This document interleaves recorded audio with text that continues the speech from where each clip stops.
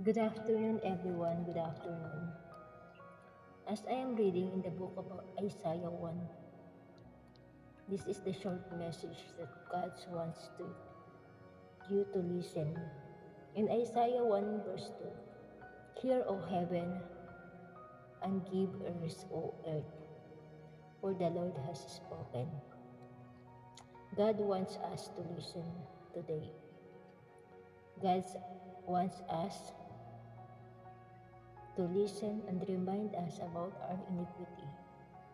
In verse 3, God is telling that it's better to be an animal because the animals knows their master.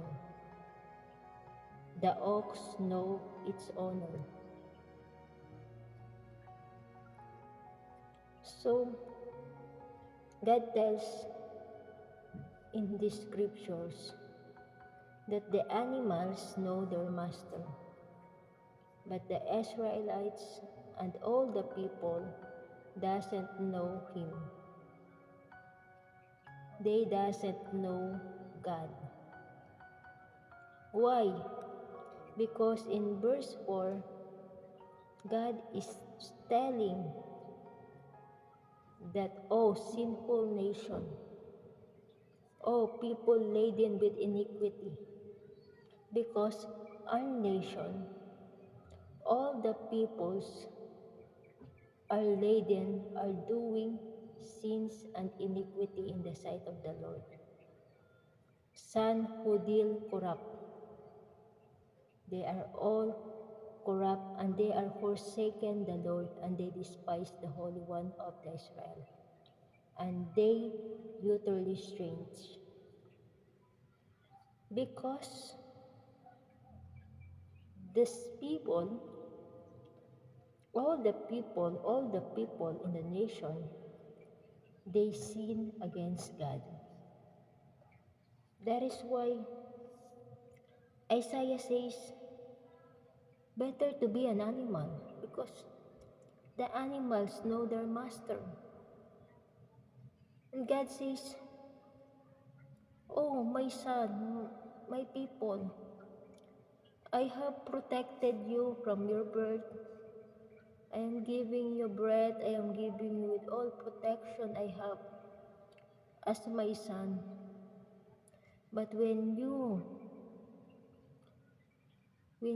grow up, you become a sinners. You despise your Lord your God. That's what God says. And hear today the voice of message, the voice of God. Hear the emotion of God today. If you think today the message of the Lord, hear the word of God. Because according to hear the word of the Lord, you rulers of Sodom, give ears to the teaching of our God, you people of Gomorrah. Because of our nation today, people are sinners. What to me is the multitude of your sacrifice? I have burnt offerings and ram. Our offerings to the Lord is nonsense, is useless. If we despise God, if we do evil in the sight of the Lord. But do you know, God has an invitation to us. Even if we are sinners, God invites you. God is inviting you right now. In verse 18, wash yourself,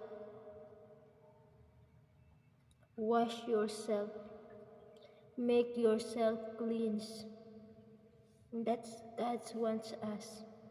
Wash yourself, make yourself clean, remove the evil of your doings from before my eyes. That's the invitation of the Lord. God wants us to make us clean, to remove our evil doing from before my eyes. Cease to do evil. If you confess your sin to God, God will wash yourself clean, and He will remove the cyst that evil in your eyes. Then in verse 17, in Isaiah 1 verse 17, learn to do good, seek justice, correct oppression, defend the fatherless, and plead for the widow. God is inviting us to learn to do good. You should learn to do good, seek justice, correct oppression, and defend the fatherless. And verse 18, come now, that is the invitation of the Lord. Come now. Let us come now. Let us reason together, says the Lord. Though your sins are like scarlet, they shall be white as snow. Even if you are sinners like a very dirty sin, God is telling you right now that they shall be white as snow. You will be clean in the name of Jesus Christ. If you confess your sin, though you shall red like crimson, they shall become like wool. Your sin will be forgiven by the Lord if you come with the invitation with God. If you respond to the invitation of the Lord, He is inviting you to repent your sin now. He is inviting you to cleanse yourself. He is inviting you to wash yourself with His precious holy blood. Even if you are sinners. In verse 19, if you are willing and obedient, you shall eat the good of the land. If you are willing and obedient, God is not forcing us. But if you are willing, God says, and if you obey, you shall eat the good things in the land, meaning you will receive the blessings of the Lord. But according to verse 20, but if you refuse and rebel, you shall be devoured by the sword. Meaning, if you did not repent, God will sword you. God will sword you. He will let you torment. Sword you and devour you by the mouth of the Lord has spoken.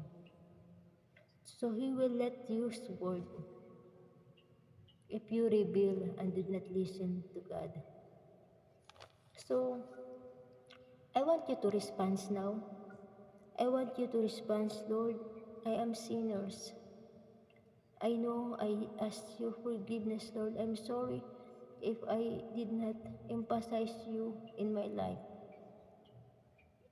as my Father. I'm sorry, Lord.